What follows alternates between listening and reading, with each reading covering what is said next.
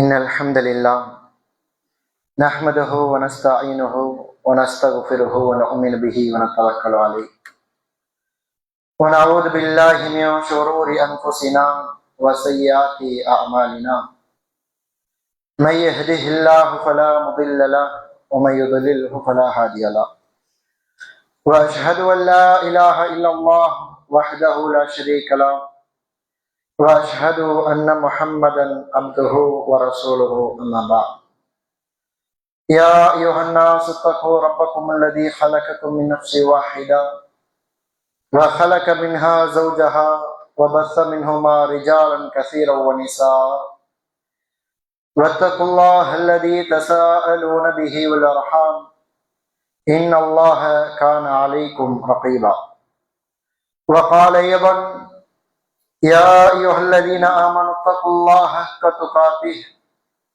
ولا تموتن إلا وأنتم مسلمون وقال أيضا يا أيها الذين آمنوا اتقوا الله وقولوا قولا سديدا يصلح لكم أعمالكم ويغفر لكم ذنوبكم ومن يطع الله ورسوله فقد فاز فوزا عظيما اللهم صل على محمد وعلى آل محمد كما صليت على إبراهيم وعلى آل إبراهيم إنك حميد مجيد اللهم بارك على محمد وعلى آل محمد كما باركت على إبراهيم وعلى آل إبراهيم إنك حميد مجيد قال الله تعالى في القرآن الكريم فأعوذ بالله من الشيطان الرجيم بسم الله الرحمن الرحيم وإن تعدوا نعمة الله لا تحصوها صدق الله العظيم وقال رسولنا صلى الله عليه وسلم إنما الأعمال بالنيات وإنما لكل امرئ ما نوى صدق رسول صلى الله عليه وسلم. புகழும் புகழ்ச்சியும் நம்மை படைத்து பரிபாலித்து கண்காணித்துக் கொண்டிருக்கிற எல்லாம் அல்ல அல்லாஹ் ரப்புல் ஆலமீன் ஒருவனுக்கே உரித்தாகட்டுமாக. அவனுடைய அன்பும் கருணையும் சாந்தியும் சமாதானமும் இருளகற்ற வந்த இறுதி தூதர் முஹம்மது ரசூலுல்லாஹ் ஸல்லல்லாஹு அலைஹி வஸல்லம் அவர்கள் மீதும் அன்னவரின் அடிச்சுவடுகளை அப்படியே பின்பற்றி வாழ்ந்த சஹாபாக்கள், சஹாபிய பெண்மணிகள், தாபீன்கள், தபா தாபீன்கள், மேலும் குறிப்பாக ஜும்மா என்று சொல்லக்கூடிய இறை கடமையை நிறைவேற்றுவதற்காக குறித்த நேரத்தில் இறைவனின் இறை இல்லத்தில் ஒன்று கொண்டிருக்கிற நம் அவர்கள் அனைவரின் மீதும் அல்லாஹ்வுடைய அன்பும் கருணையும் சாந்தியும் சமாதானமும் என்றென்றும் என்று நிலவட்டுமாக. கண்ணியத்திற்குரிய எல்லாம் வல்ல அல்லாஹ்வின் நல்லடியார்களே, சகோதர சகோதரிகளே, அல்லாஹ் ரப்புல் ஆலமீன் இந்த உலகத்தில் நமக்கு எண்ணற்ற அருள்கொடைகளை கொடுத்திருக்கின்றார். அந்த அருள்கொடையை நாம் எண்ணி பார்த்தோம் என்று சொன்னால், எனக்கு எவ்வளவு அருள்கொடை கொடுக்கப்பட்டிருக்கிறது நான் அப்படியே எடுத்து லிஸ்ட் போட ஆரம்பித்தால் அல்லாஹ் ரப்புல் ஆலமீன் சொல்கின்றான், நீ நான் கொடுத்த அருள்கொடைகளை நீ எண்ணி பார்த்தால், அல்லாஹ் ரப்புல் ஆலமீன் நமக்கு கொடுத்த அருள்கொடை நாம் கணக்கிட்டு பார்த்தால் நம்மளால் கணக்கிட்டு முடிக்க முடியாது என்று சொல்லி ரப்புல் ஆலமீன் என்ன செய்கின்றான், சொல்லி காண்பிக்கிறான். அவ்வளவு அருள்கொடை என்ன செய்கின்றான், ரப்புல் ஆலமீன் கொடுத்திருக்கிறான். நம்ம சாதாரணமாக என்ன செய்யணும், ஒரு சில அருள்கொடைகளை வெளிப்படையாக பார்க்கலாம், அதை கணக்கு போட்டாலும் என்ன செய்ய முடியாது, கணக்கெடுப்பு கொண்டு வர முடியாது. அது அல்லாம பல்வேறு அருள்கொடைகள் என்ன செய்திருக்கிறான், ரப்புல் ஆலமீன் நமக்கு கொடுத்திருக்கிறான். அப்படி கொடுக்கப்பட்டுள்ள அருள்கொடைகளிலேயே மிகச்சிறந்த ஒரு அருள்கொடை என்னவென்று சொன்னால், முதல் இடத்துல எழுதா இருக்கு ஹிதாயத், நேர்வழி, இஸ்லாம். இதுதான் நமக்கு கிடைத்த அருள்கொடையே ஆக பெரும் அருள்கொடை. அந்த இஸ்லாத்திற்கு பிறகு நமக்கு கிடைக்கக்கூடிய அருள்கொடையில் மிக முக்கியமான அருள்கொடை என்னவென்று சொன்னால் ஆரோக்கியம். இந்த ஆரோக்கியம் தான் ரப்புல் ஆலமீன் இந்த இஸ்லாத்திற்கு பிறகு நமக்கு கொடுத்த மிகச்சிறந்த ஒரு அருள்கொடை என்பர்கள். ரப்புல் ஆலமீன் சொல்லி காண்பிக்கிறான், தன்னுடைய அருள்முறையாம் திருக்குர்ஆனிலே சொல்லி காண்பிக்கிறான், வமா பிக்கும் மின் நிஅமத்தின் ஃபமினல்லாஹ். உங்களுக்கு கொடுக்கப்பட்டுள்ள அருள்கொடை எல்லாமே அல்லாஹ்விடத்திலிருந்து வந்ததுதான் என்பதாக என்ன செய்கிறார், சொல்லி காண்பிக்கிறார். இந்த மின் நிஅமத்தின் என்பதற்கு தஃசீரை எடுத்து பார்த்தோம் என்று சொன்னால், அல்லாஹ் எந்த ஒரு அல்குறை குறிப்பிட்டு சொல்றான் அப்படின்னு சொல்லி தஃசீரை எடுத்து பார்த்தோம் என்று சொன்னால், இமாம் குர்துபி ரஹிமுல்லா அவர்கள் இதற்கு விளக்கம் அளிக்கிறார்கள். இந்த மின் நிஅமத்தின் என்று இந்த இடத்தில் சொல்லப்படுவது எது என்று சொன்னால், ஐ அஸ்ஸஹத்துல் ஜிஸ்ம், முதலாவது ஆரோக்கியம். ஆரோக்கியத்தை தான் ரப்புல் ஆலமீன் என்ன செய்கின்றார், இந்த இடத்தில் சொல்லி காண்பிக்கிறார். இதுதான் ஒரு மனிதனுக்கு கொடுக்கப்பட அருள்கொடையிலேயே மிகச்சிறந்த ஒரு அருள்கொடை. அதற்கு பிறகு அவனுக்கு கொடுக்கப்படக்கூடிய அருள்கொடை என்னவென்று சொன்னால் அவனுடைய பொருளாதாரம், அதற்கு பிறகு அவனுடைய வசதி வாய்ப்புகள், அவனுடைய குழந்தைகள், இப்படி எல்லாம் அடுத்த கட்டமாக செல்கிறது என்று சொல்லி என்ன செய்கிறார்கள், இந்த மின் நிஅமத்தின் என்பதற்கு விளக்கம் அளிக்கிறார்கள். இப்ப இந்த ஆரோக்கியத்தை நாம் என்ன செய்யணும், சரிவர பாதுகாத்துக் கொள்ள வேண்டும். இந்த ஆரோக்கியம் இருக்கிற போதே நம்மளால் என்னென்ன அமல்களை செய்ய முடியுமோ அந்தந்த அமல்களை என்ன செய்ய வேண்டும், நாம் செய்து கொள்ள வேண்டும். பொதுவாக ஒரு சில அருள்குறை நாம் எப்போ உணர்வோம் என்று சொன்னால், அது இல்லாத போது என்ன செய்வோம், அதனுடைய முக்கியத்துவத்தை உணர்வோம். அது எதற்கு ஒத்து போகிறதோ இல்லையோ, இந்த ஆரோக்கியத்திற்கு 100க்கு 100 என்ன செய்யும், ஒத்துப்போம். ஏன், இந்த ஆரோக்கியத்துடைய முக்கியத்துவம் யாருக்கு தெரியும் என்று சொன்னால், அதை இழந்தவர்களுக்குத்தான் தெரியும். அதை யார் ஒருத்தர் அந்த ஆரோக்கியத்தை இழக்கிறாரோ அப்பதான் என்ன செய்யும், இவ்வளவு பெரிய அருள்கொடையாயிருன்னு சொல்லிட்டு என்ன செய்வாரு, யோசிப்பார். ஹார்ட் என்ன துடித்து கொண்டே இருக்கும். ஒருபோதும் என்ன செய்ய மாட்டோம், அதை ஏறெடுத்து பார்க்க மாட்டோம், ஒருபோதும் நன்றி செலுத்திருக்க மாட்டோம். ஆனா திடீர்னு ஒரு ஹார்ட்ல ஒரு ப்ராப்ளம், அப்பதான் தெரியும் அது எவ்வளவு பெரிய அருள்கொடை என்று சொல்லி. அப்படியே கிட்னியில கல் வரும், அப்பதான் தெரியும் இப்படி ஒரு விஷயம் இருக்கா, இவ்வளவு பெரிய அருள்கொடையா, இந்த ஒரு சின்ன விஷயத்துல இவ்வளவு வழியை நான் அனுபவிக்கிறேன் என்று சொல்லி என்ன செய்வாரு, அப்பதான் ஒரு அதோட முக்கியத்துவத்தை உணருவார். இந்த ஆரோக்கியம் இருக்கிற போது என்ன செய்ய வேண்டும், நாம் செயல்படுத்திக் கொள்ள வேண்டும். உண்மையாகவே இந்த உலகத்தில் அருள்கொடை கொடுக்கப்பட்டவன், எல்லாமே கொடுக்கப்பட்டவன் யார், அல்லாஹ்வின் தூதர் ரசூலுல்லாஹி ஸல்லல்லாஹு அலைஹி வஸல்லம் அவர்கள் சொல்கிறார், ஒரு 3 அருள்கொடை இருக்கிறது. ஒரு 3 அருள்கொடை இருக்கிறது. அந்த அருள்கொடை 3 நம் கிடைக்கப்பட்டு விட்டால் இந்த உலகத்தில் இருக்கக்கூடிய அத்தனை நலவுகளையும் நாம் பெற்றதை போல. அந்த 3 அருள்கொடைகள் என்ன, ரசூலுல்லாஹி ஸல்லல்லாஹு அலைஹி வஸல்லம் அவர்கள் சொல்கிறார்கள், மன் அஸ்பஹ மின்கும் ஆமன் ஃபி ஷர்பிஹி, உங்களில் யார் கண் விழிக்கிற போது பாதுகாப்பான ஒரு இடத்தில் இருக்கிறார், பாதுகாப்பான வீட்டுல இருக்கிறார், அவரை சுற்றி என்ன செய்யறது, மேல மழை விழாத மாதிரி வெயில் படாத மாதிரி பாதுகாப்பு தான மாதிரி ஒரு இடம் இருக்கிறது, அப்படிப்பட்ட இடத்தில் இருக்கிறாரோ. அடுத்து சொல்கிறார்கள்,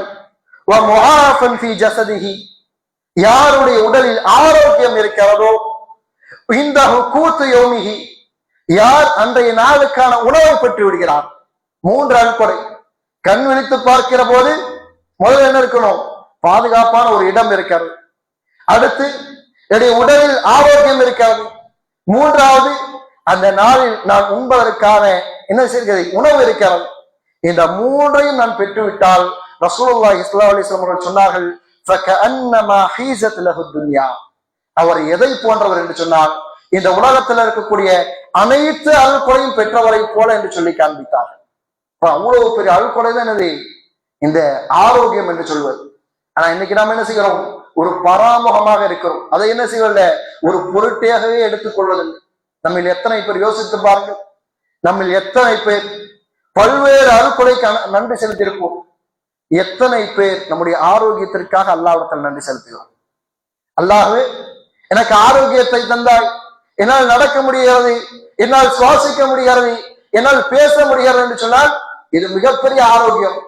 ஏன்னா எத்தனையோ லட்சம் மக்கள் நடக்க முடியாமல் இருக்கிறார்கள், தள்ளாடி கொண்டிருக்கிறார்கள்.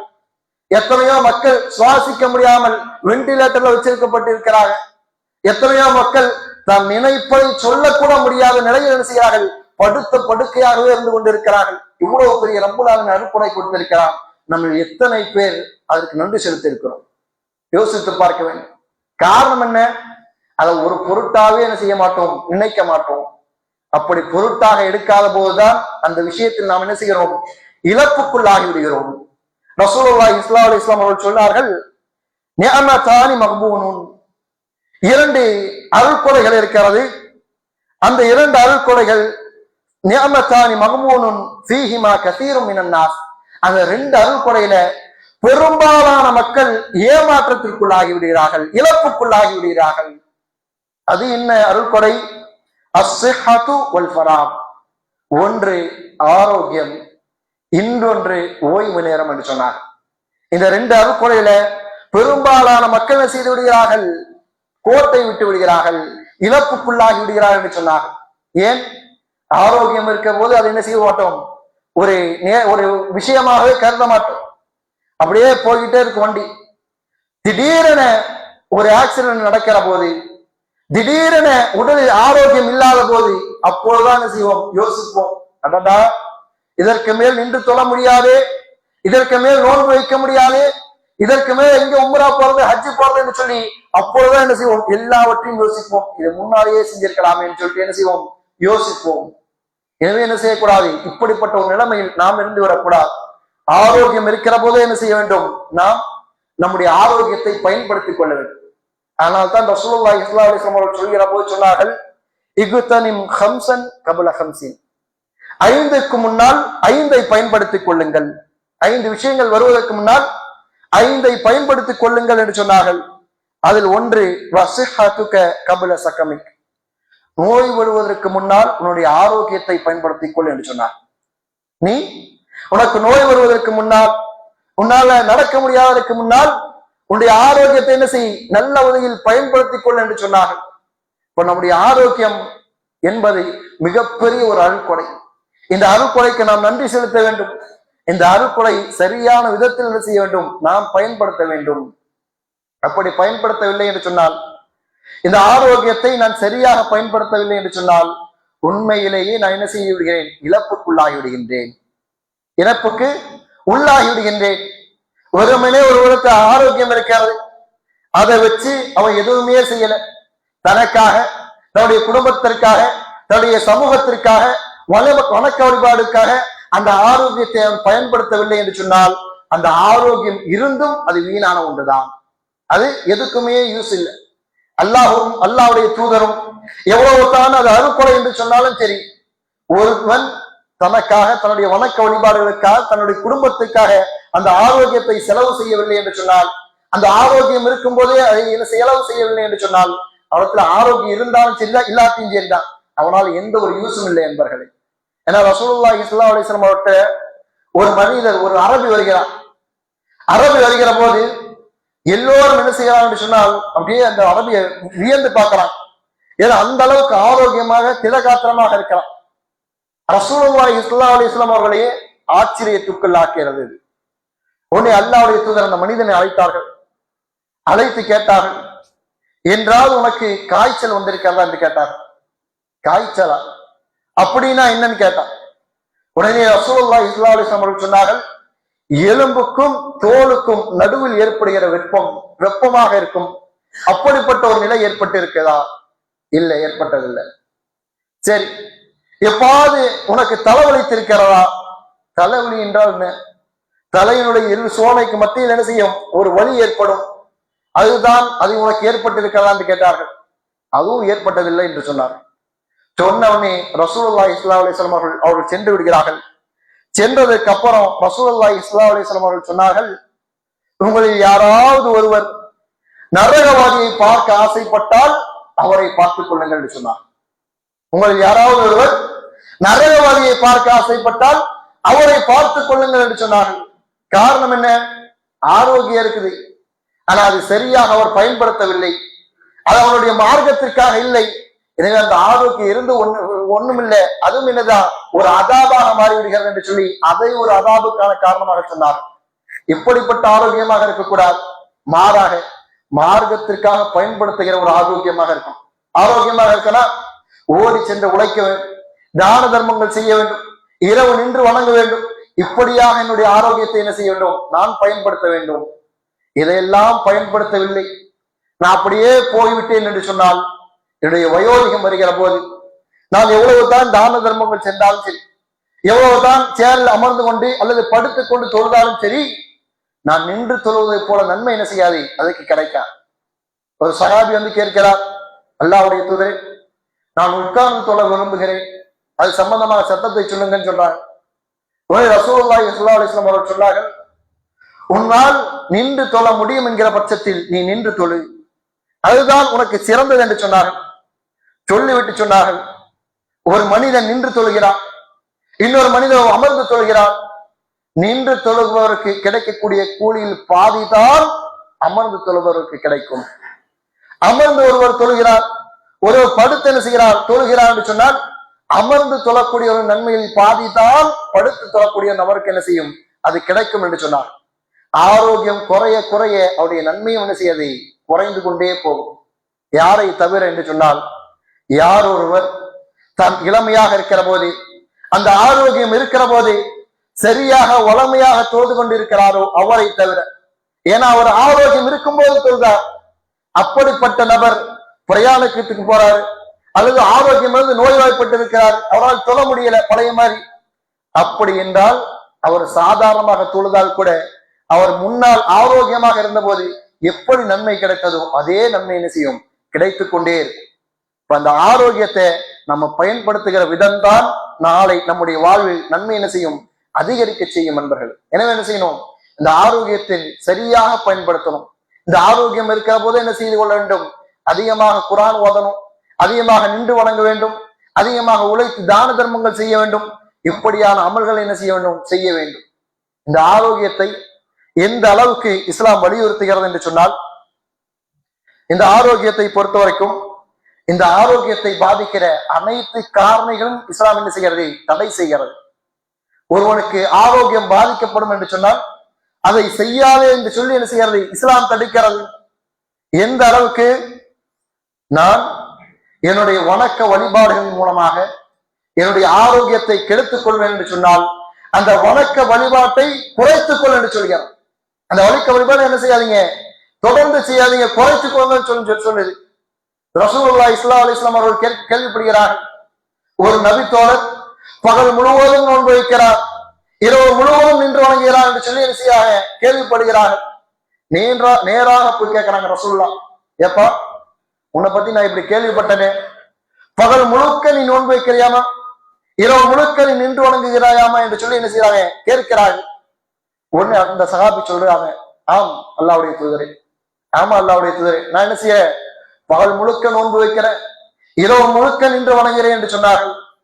அப்ப ரசூலுல்லாஹி ஸல்லல்லாஹு அலைஹி வஸல்லம் சொன்னார்கள், ஃபலா தஃபால், அப்படி என்றால் நீ அவ்வாறு செய்யாதே, நீ அவ்வாறு செய்யாதே.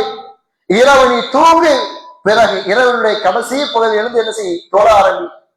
ஒரு சில நாட்களில் நோன்புவை, ஒரு சில நாட்கள் அந்த நோன்பை செய், விட்டுவிடு என்று சொல்லி என்ன செய்யறாங்க, ரசூலுல்லாஹி ஸல்லல்லாஹு அலைஹி வஸல்லம் அவர்கள் அறிவுறுத்துகிறார். காரணம் என்ன, அந்த ஆரோக்கியத்தை கெடுத்து விடக்கூடாது.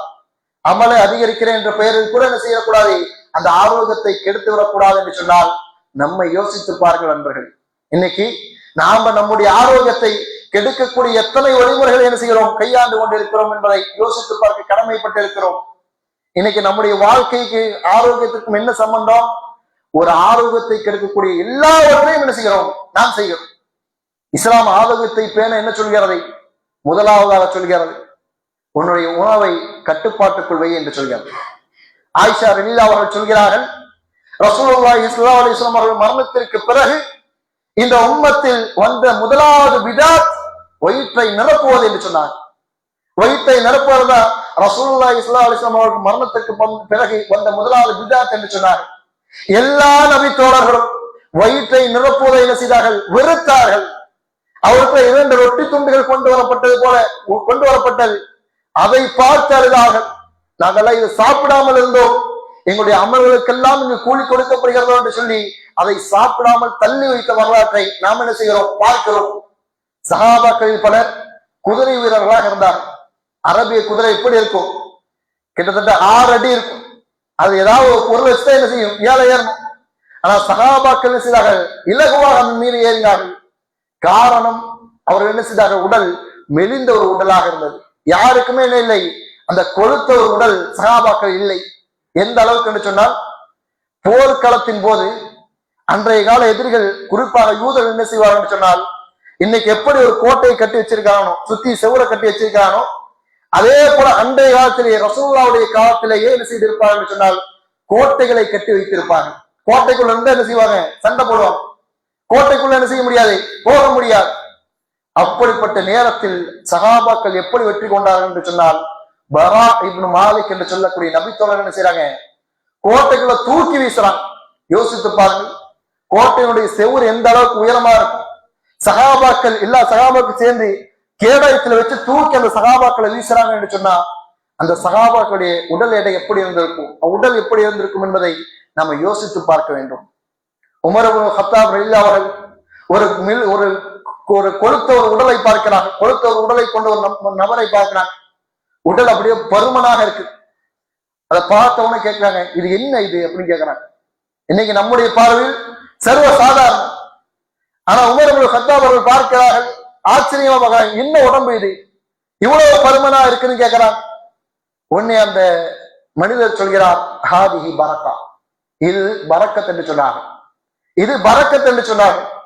உடனே உமர் இப்னு கத்தாப் அவர்கள் சொன்னார்கள், இது பரக்கத் அல்ல, இது அதாப் என்று சொன்னார்கள், இது வேதனை என்று சொன்னார்கள். சஹாபாக்கள் எந்த அளவுக்கு அதிகமாக சாப்பிடுவதை விடுத்திருக்கிறார்கள், அப்படிப்பட்ட உடம்பை என்ன செய்திருக்கிறாங்க, விடுத்திருக்கிறாங்க. இனி ரசூலுல்லாஹி ஸல்லல்லாஹு அலைஹி வஸல்லம் அவர்கள் தன்னுடைய மக்கா வெற்றியின் போது என்ன செய்யறாங்க, படையை நிக்க வைக்கிறாங்க. அப்படி நிக்க வைக்கிற போது ரசூலுல்லாஹி ஸல்லல்லாஹு அலைஹி வஸல்லம் அவர்கள் ஒரு நபித்தோடைய வயிற்று என்ன செய்யறாங்க, குச்சி வைத்து தட்டுறாங்க. ஏன், வயிறு கொஞ்சம் பெருசா இருக்கு, அதை கண்டிக்கிறாங்க ரசூலுல்லாஹ். அந்த உணவை எந்த அளவுக்கு ரசூலுல்லாஹி ஸல்லல்லாஹு அலைஹி வஸல்லம் அவர்கள் கண்டிக்கிறார்கள். இன்னும் அல்லாஹ்வுடைய தூதர் அவர்கள் சொன்னார்கள், ஒரு மனிதன் ஒரு சேர்த்து வைக்கிற பைகளிலேயே மிகவும் மோசமானது அவனுடைய வயிறு என்று சொன்னார். ஒரு ஆதமுடைய மகனுக்கு அதை முதுகுத்தண்டை எழுத்து நிப்பாட்ட ஒரு சில கவல உணவுகள் போதுமானது. அதையும் தாண்டி அவன் சாப்பிட விரும்பினால், நான் என்ன செய்கிறேன், அதிகமா சாப்பிட விரும்பல, ரசூலுல்லாஹ் சொல்றாங்க, அதையும் தாண்டி அவன் சாப்பிட விரும்பினால் வயிற்றில் 1/3 பகுதி சாப்பாட்டிற்கு உணவிற்கு, இன்னொரு பகுதி தண்ணீருக்கும், இன்னொரு பகுதி காற்றுக்கும் விட்டு விடட்டும் என்று சொன்னாங்க. ஆனா யோசித்து பாருங்க, இன்னைக்கு நம்ம நார்மலா சாப்பிடுற சாப்பாடு எப்படிதான் சாப்பிடுவோம், வயிறு ஃபுல்லா தான் சாப்பிடுவோம். இல்ல உணவுக்கும் தண்ணீருக்கும் என்ன செய்யும், அது ரெண்டும் போதுமானது. நார்மலான சாப்பாட்டு காத்துக்கெல்லாம் அது வேற ஜங்ஷன் சொல்லிட்டு என்ன செய்வோம், அப்படியே விட்டு விடுவோம். ஆனா அல்லாஹ்வுடைய தூதர் எப்படி சொல்லி காட்டுறாங்க பாருங்க, இதை போல நாம் வாழ்ந்தால் நமக்கு ஒருபோதும் என்ன செய்யாது, நம்முடைய உடலில் நோய்கள் வராது. இன்னைக்கு நம்ம இதெல்லாம் விட்டு விட்டோம், சர்வ சாதாரணமா பார்க்கிறோம், அதுக்கு நமக்கு சம்பந்தம் இல்லை, அதெல்லாம் நம்மளால கடைபிடிக்க முடியாதுன்னு சொல்லி பார்க்கிறோம். எனவே தான் இன்று பெரும்பாலானவர்கள் நோயினால் என்ன செய்கிறோம், கஷ்டப்பட்டு கொண்டிருக்கிறோம். அடுத்ததாக இஸ்லாம் என்ன சொல்கிறது, சரியாக இஷாவுக்கு பிறகு தூங்கிவிடு என்று சொல்கிறது.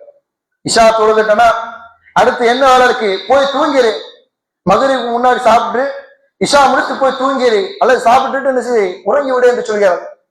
ஆனா இன்னைக்கு நாம் என்ன செய்கிறோம், நம்முடைய தூக்கத்தினுடைய நேரமே எதுவாக இருக்கிறது சொன்னால் குறைந்தபட்சம் 12 மணியாக இருக்கு, அதிகபட்சம் 3 மணி வரைக்கும் என்ன செய்யறோம், முழித்து இருக்கிறோம். தஹஜ்ஜுதுல எழுந்து தொழ நின்றுவாங்க சகாபாக்கள். அப்படிப்பட்ட நேரம் வரைக்கும் நம்ம என்ன செய்யறோம், அப்படியே போனை நோண்டி கொண்டு அப்படியே வீட்டுல என்ன செய்யறோம், இருந்து கொண்டு இருக்கிறோம். அதற்கு பிறகு என்ன செய்கிறோம், தூங்குகிறோம். அப்படி தூங்கினோம் என்று சொன்னால் யோசித்து பாருங்கள், நம்முடைய வாழ்க்கையில் ஒருபோதும் என்ன செய்ய முடியாது, ஃபஜ்ரை தொழ முடியாது, ஒருபோதும் அந்த ஆரோக்கியத்தை என்ன செய்ய முடியாது, அடைய முடியாது. இன்னைக்கு இரவு என்ன செய்கிறோம், வண்டி எடுத்துக்கொண்டு என்ன செய்கிறோம், சாப்பிட செல்கிறோம். எத்தனை மணிக்கு, இரவு 1 மணிக்கு, 12 மணிக்கு, இன்னும் 3 மணிக்கு. 3 மணிக்கு தான் முதலாவதாக என்ன செய்வார்கள், உணவை உடைப்பார்கள் என்று சொல்லி 3 மணிக்கு சாப்பிடுவதற்காக என்ன செய்யறோம், தூக்கத்தை விட்டு என்ன செய்யறோம், உணவுக்காக போ. இந்த எல்லா காரணங்களும் தான் என்ன செய்கிறது, நம்மை இன்று நோய்வாய்ப்பட்டவர்களாக மாற்றி இருக்கிறது. இப்ப இஸ்லாம் சொல்வதை போல இருந்தால் ஒருபோதும் நமக்கு நோய் வராது. அதே போல இஸ்லாம் சொல்கிறது, நீ தூய்மையாக இரு என்று சொல்கிறது. நம்ம தூய்மையா இருக்கும், நம்முடைய சுற்றுப்புறத்தை என்ன செய்யணும், சுத்தமாக வைத்துக் கொள்ள வேண்டும் என்று சொல்லி இஸ்லாம் சொல்கிறது. மற்ற சமூகம் எல்லாம், மற்ற உயர்ந்த நாகரிகம், என்ற உயர்ந்த நாடு என்று சொல்லக்கூடிய நாடு கை கழுவுறதுக்காக ஒரு டே வச்சிருக்கிறாங்க. ஏன், அந்த நாள்ல என்ன செய்யறாங்க, சுத்தத்தை போதிக்கிறாங்க. நம்ம ஆனா இஸ்லாம் இயல்பாகவே சுத்தத்தை என்ன செய்யறது, போதிக்கிறது. இன்னல்லாஹ யுஹிப்பு தவ்வாபீன் வ யுஹிப்புல் முத்தத்தஹிரீன். நிச்சயமாக அல்லாஹ் ரப்புல் ஆலமீன் தௌபா செய்பவர்களை விரும்புகிறான், இன்னும் தூய்மையாக இருப்பவர்களை விரும்புகிறான் என்று சொல்கிறான். தூய்மையாக இருப்பது ஈமானின் ஒரு அம்சம் என்று சொல்கிறது இஸ்லாம். ஆனா அப்படிப்பட்ட சுத்தம் இன்று நம்மிடத்தில் எப்படி இருக்கிறது என்று சொன்னால், அந்த சுத்தம் பெயரளவு கூட என்ன செய்யலை, நம்மிடத்தில் இல்லை. ஏதோ தொழுகிறோம், பிறகு என்ன செய்கிறோம், உழுவதற்காக உழு செய்கிறோம், அதுதான் சுத்தமாக இருக்கிறதை தவிர நம்முடைய வீடுகளில் பார்த்தால் என்ன செய்வதில்லை, சுத்தமாகவே சுத்தம் என்பது இல்லை, கிடையவே கிடையாது.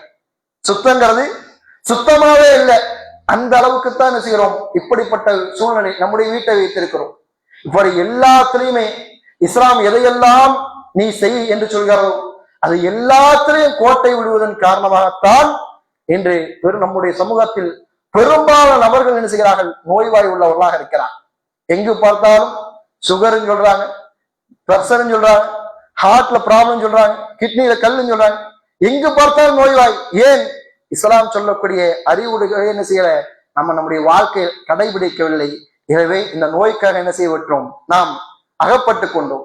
ஏன்? உண்மையாக இஸ்லாம் சொல்லக்கூடிய விஷயங்களை என்ன செய்யணும், நாம் நம்முடைய வாழ்வில் கடைபிடிக்க வேண்டும். அப்படி கடைபிடித்தால் கண்டிப்பாக என்ன செய்யும், நம்முடைய வாழ்க்கையில அல்லாஹ் ரப்பல் ஆலமீன் இந்த நோய் நிவாரணத்தை என்ன செய்வான், கண்டிப்பாக கொடுப்பான். அதே போல ஒரு நோய்வாய்ப்பட்டு விட்டோம் என்று சொன்னால், நம்முடைய சமூகத்திலேயே ஒரு தவறான கருத்தை ஒரு சிலர் பரப்புகிறார். என்ன? நோயை கொடுத்தவன் அல்லாஹ், நோயை என்ன செய்வான், அல்லாஹ் தான் குணப்படுத்துவான். எனவே என்ன செய்யக்கூடாது, மெடிசன் எடுக்கக்கூடாது, நாம என்ன செய்யக்கூடாது, மருந்தை உட்கொள்ளக்கூடாது என்று சொல்லி என்ன செய்வார்கள், தவறான பிரச்சாரத்தை செய்கிறார். நம்ம மருந்தை உட்கொள்றோம், என்ன நம்பிக்கையில உட்கொள்கிறோம், இந்த மருந்தினால் அல்லாஹ் நமக்கு ஷிஃபா கொடுப்பான், இந்த மருந்தினால் அல்லாஹ் என்ன செய்வான், எனக்கு நோய் நிவாரணம் அளிப்பான், அந்த எண்ணத்தில் என்ன செய்வான், அந்த மருந்தை சாப்பிடுகிறோம். ரசூலுல்லாஹி ஸல்லல்லாஹு அலைஹி வஸல்லம் அவர்கள் சொன்னார்கள், ரசூலுல்லாஹி ஸல்லல்லாஹு அலைஹி வஸல்லம் அவர்கள் ஒரு அரபி ஒருவர் வருகிறார், ஒரு காட்டரபி ஒன்று கேட்கிறாரு, அல்லாஹ்வுடைய தூதரே, நாங்கள் நோய்வாய்ப்பட்டால் மருந்தை உட்கொள்ளலாமா என்று கேட்கிறார்கள். நோய்வாய்ப்பட்டால் மருந்தை உட்கொள்ளலாமா? ரசூலுல்லாஹி ஸல்லல்லாஹு அலைஹி வஸல்லம் அவர்கள் சொன்னார்கள், மருந்தை உட்கொள்ளுங்கள், மருந்தை உட்கொள்ளுங்கள். ஏனென்றால் எந்த நோய்க்கும் அதனுடைய மருந்து இல்லாமல் அல்லாஹ் ரப்பல் ஆலமீன் செய்வது கிடையாது, அந்த நோயை இறக்குவது கிடையாது என்று சொன்னார். சொல்லிவிட்டு மருந்தை உட்கொள்ளுங்கள், ஆனா எல்லா நோய்க்கும் மருந்து இருக்கிறது, ஒரே ஒரு நோய்க்கு மருந்து இல்லை என்று சொன்னார்கள். அந்த அரபி கேட்டார், அது என்ன நோய்? இப்ப ரசூலுல்லாஹி ஸல்லல்லாஹு அலைஹி வஸல்லம் அவர்கள் சொன்னார்கள், அதுதான் முதுமை என்று சொன்னார். அதுதான் முதுமை, அந்த நோய்க்கு மட்டும் மருந்து இல்லை என்று சொன்னார். எனவே மருந்தை உட்கொள்வது ஒண்ணு செய்யாது, ஒருபோதும் இஸ்லாத்துக்கும் இந்த அக்கீதாக்கும் மாற்றமான ஒரு விஷயமாக என்ன செய்யாது, கிடையாது என்பதை நாம் தெரிந்து கொள்ளணும். ரசூலுல்லாஹி ஸல்லல்லாஹு அலைஹி வஸல்லம் அவர்களை சிகிச்சை செய்திருக்கிறாங்களா இல்லையா? ரசூலுல்லாஹி ஸல்லல்லாஹு அலைஹி வஸல்லம் அவர்களுக்கு காய்ச்சல் வருகிறார்கள், என்ன செய்கிறார்கள், தண்ணீரை எடுத்து என்ன செய்கிறார்கள், தன் மீது ஊற்றி உடலை ஈரப்படுத்திக் கொள்கிறார். ஏன் ரசூலுல்லாஹ் செஞ்சாங்க? ரசூலுல்லாஹ்வுக்கு தெரியாதா அந்த நோய் அல்லாஹ் கொடுத்தது என்று சொல்லி? தெரிந்தும் எதற்காக சிகிச்சை தருகிறான்னு சொன்னார், இதன் மூலமாக அல்லாஹ் என்ன செய்வான், எனக்கு நிவாரணத்தை கொடுப்பான். அந்த எண்ணம் தான் என்ன செய்யணும், நம்ம இடத்துல இருக்க வேண்டும். எனவே ஒருபோதும் நாம் சிகிச்சை செய்வது என்பது இஸ்லாத்துக்கு மாற்றமாக இருக்காது என்பதை நாம் உணர்ந்து கொள்ள வேண்டும். இதையும் தாண்டி நான் எல்லாத்தையும் சரியா இருக்கிறேன், என்ன செய்கிறேன், இஸ்லாம் சொல்வதை போல சாப்பிடுகிறேன், கரெக்டா தூய்மையை கடைபிடிக்கிறேன், அடுத்து சரியாக உறங்குகிறேன், இப்படி இருந்தாலே 90% நோய் வராது. இப்படி மீறி ஒரு கால் அல்லாஹ்வின் நாட்டப்படி வந்து விட்டது, ஒரு நோய் வந்து விட்டது என்று சொன்னால் ஒரு முஃமினுடைய நிலை அப்பொழுது என்ன? ஆரோக்கியம் ஒரு அருட்கொடை, அந்த அருட்கொடை போய்விட்டது. எதன் காரணமாக? அல்லாஹ்வின் நாட்டத்தின் காரணமாக. எல்லாத்திலையும் சரியா இருக்கிற இருந்தும் அந்த ஆரோக்கியம் போய்விட்டது என்று சொன்னால் அதை நினைத்தும் கவலைப்பட தேவையில்லை. ஏனென்று சொன்னால் ரசூலுல்லாஹி ஸல்லல்லாஹு அலைஹி வஸல்லம் அவர்கள் சொன்னார்கள், ஒரு முஃமினுக்கு ஏற்படக்கூடிய ஒரு காய்ச்சல் அவருடைய பாவங்களை உதிர்த்து விடுகிறது என்று சொன்னார். அவருடைய பாவங்களை ஒரு மரத்திலிருந்து இலைகள் எப்படி உதிர்கிறதோ அதை போல உதிர்த்து விடுகிறது என்று சொன்னார்கள். ஒரு மனிதருக்கு நோய் வந்தால் என்று சொன்னால் என்னது, அது ஒரு அருட்கொடை. யாருக்கு வந்தால்? ஒரு முஃமினுக்கு வந்தால். சரியாக இருக்கிறேன், எனக்கு வந்துருச்சு, அது என்னது, ஒரு அருட்கொடை. ஆனா அதே அருட்கொடையா நம்ம கேட்கலாமா? யா அல்லாஹ் இந்த நோயை எனக்கு கொடுத்து என்னுடைய பாவங்களை அழித்து விடு என்று சொல்லி கேட்கலாமா? கேட்க கூடாது. பொதுவான நோய்கள் வந்தால் நம்முடைய பாவங்கள் மன்னிக்கப்படுகிறது, நம்முடைய அந்தஸ்துகள் செய்யப்படுகிறது, உயர்த்தப்படுகிறது.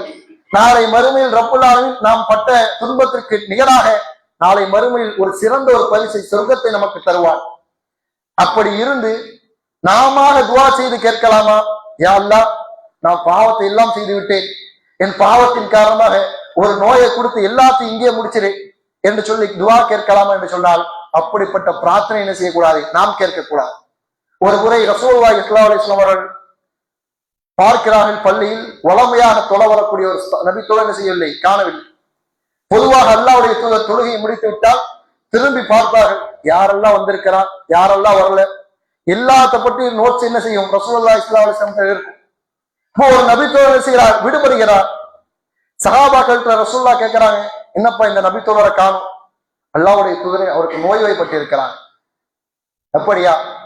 நேரில் சென்று என்ன செய்கிறார்கள், ரசூலுல்லாஹி ஸல்லல்லாஹு அலைஹி வஸல்லம் அவர்கள் நலம் விசாரிக்கிறார். சென்று அந்த நபி தோழரை பார்க்கிறார்கள்.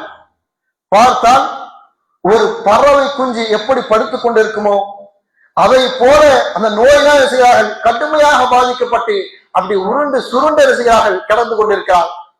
ரசூல் அந்த நிலையை பார்க்கிறார்கள். பார்த்து அந்த சகாபிட்ட கேட்கிறாங்க, நீங்க ஏதாவது துவா செய்தீங்களா, நீங்க ஏதாவது பிரார்த்தனை செய்தீர்களா? ஆம் அல்லாஹ்வுடைய தூதரே, நான் பிரார்த்தனை செய்தேன். என்ன பிரார்த்தனை? யா அல்லாஹ், நான் செய்த தவறுக்கு என்னை தண்டிப்பதாக இருந்தால் இந்த உலகத்திலேயே தண்டித்து விடு என்று சொன்னேன். அந்த பிரார்த்தனை செய்தேன் என்று சொன்னார்கள். உடனே ரசூலுல்லாஹ் கண்டிக்கிறார், இப்படி எல்லாம் செய்யாதீங்க. அல்லாஹ் ரப்பல் ஆலமீனுடைய வேதனை இந்த உலகத்திலும் சரி, நாளை மறுமையில் சரி, எங்கு வந்தாலும் நம்மால் தாங்க முடியாது. எனவே அப்படி பிரார்த்தனை செய்யாதீர்கள்.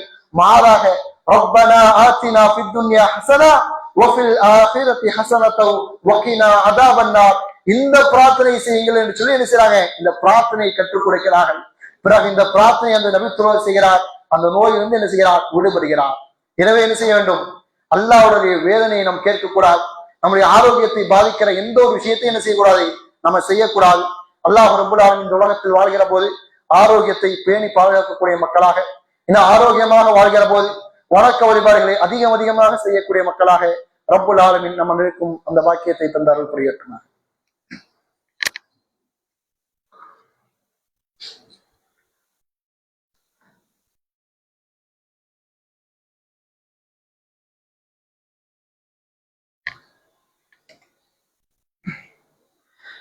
அல்ஹம்துலில்லாஹ் அல்ஹம்துலில்லாஹி ரப்பில் ஆலமீன் வஸ்ஸலாத்து வஸ்ஸலாம் அலா ரசூலில் கரீம் வ அலா ஆலிஹி வ அஸ்ஹாபிஹி வ மன் தபிஅஹும் பி இஹ்சானின் இலா யௌமித்தீன். அம்மா பஅத்.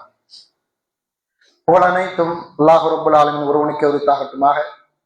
அவருடைய அன்பும் கருணையும் சாந்தியும் சமாதானமும் நம் தூதர் ரசூலுல்லாஹி ஸல்லல்லாஹு அலைஹி வஸல்லம் அவர்கள் மீதும், அவர்களை பின்பற்றி வாழ்ந்த சஹாபிய பெண்மணிகள், சஹாபாக்கள், தாபியீன்கள், தபா தாபியீன்கள், குறிப்பாக இறுதி நாள் வரை வாழக்கூடிய அனைத்து முஸ்லிம்களின் மீதும் அல்லாஹ்வுடைய சாந்தியும் சமாதானமும் அன்பும் கருணையும் என்றென்றும் நின்று நிலவட்டுமாக. கண்ணியத்திற்குரிய எல்லாம் அல்ல அல்லாஹ்வின் நல்லடியார்களே, ஜும்மாவினுடைய முதலாவது குத்பாவில் ஆரோக்கியத்தினுடைய முக்கியத்துவத்தை பற்றி என்ன செய்தோம், பார்த்தோம்.